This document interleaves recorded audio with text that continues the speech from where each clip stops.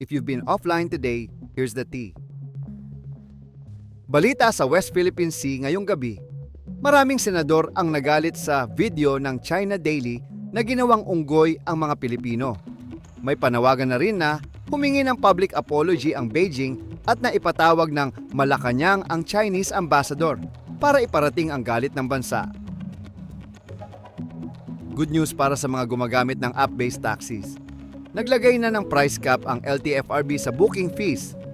60 o 20% ng fare, depende kung alin ang mas mababa. Layunin nito na gawing mas predictable at fair ang bayad para sa mga pasahero.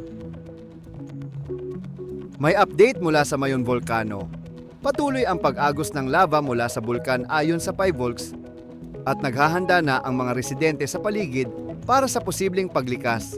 Malakas kasi ang amoy ng sulfur dioxide at ramdam ang pagyanig, kaya mas pinaiigting ang pag-iingat ng mga tao sa lugar. Para sa mga sports fans, si Alex Eala ang tinanghal na star of the swing para sa grass court season ng WTA.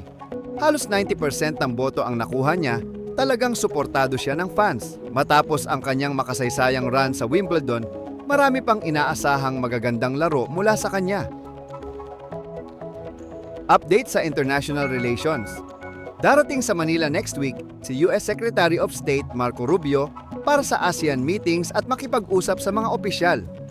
Layunin ng pagbisita na palakasin ang ugnayan ng US at Pilipinas, lalo na sa harap ng mga kasalukuyang isyu sa rehiyon.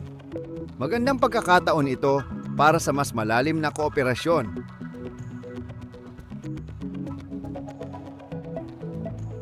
Sa mga gumagamit ng app-based taxis, tandaan na may bagong cap na sa booking fees ng LTFRB na 60.